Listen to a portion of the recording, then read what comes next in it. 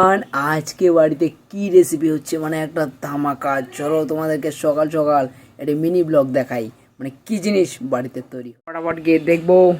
আর বেশি দেরি করবো না, এক্ষুনি তোমাদেরকে দেখাবো আজকে কি তৈরি হয়েছে বাড়িতে। নতুন রেসিপি বস।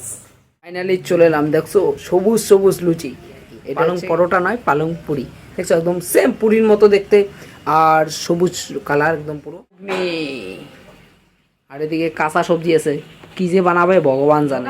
করে দিয়েছে সজল কাকু। এই যে দেখো, এটা হচ্ছে আমার সকালে ব্রেকফাস্ট অর্থাৎ নাস্তা। এখন খাওয়া দাওয়া করবো, খাওয়া দাওয়া করার পর আবার তোমার সাথে দেখা হচ্ছে।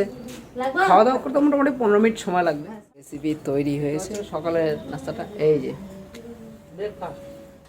ব্রেকফাস্ট অসাধারণ হয়েছে, অসাধারণ, খুব টেস্ট। পালং লুচি।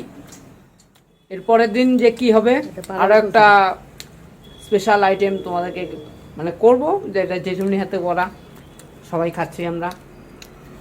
সকালের ব্রেকফাস্ট আজকে পালং লুচি। আজকে রেসিপি হচ্ছে পালং পুরি।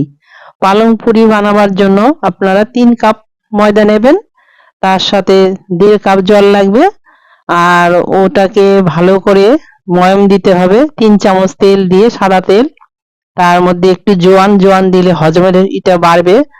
আর আপনার একটুখানি ইসে দিয়ে নুন দিয়ে ভালো করে মেখে, একটু চিনি দিয়ে ভালো করে মেখে 10 মিনিট ওটাকে ঢেকে রাখবেন।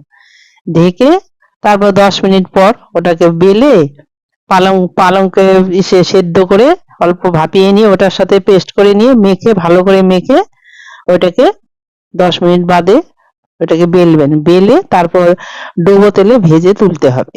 বন্ধুরা, তোমরা দেখতেই পারলে যে পালং লুচি আর কি সকালে আমরা যে রেসিপিটা খেলাম সেটা হচ্ছে জেঠুনির হাতে তৈরি করা। তো আমার কাছে খুব ভালো হয়েছে, অসাধারণ লেগেছে।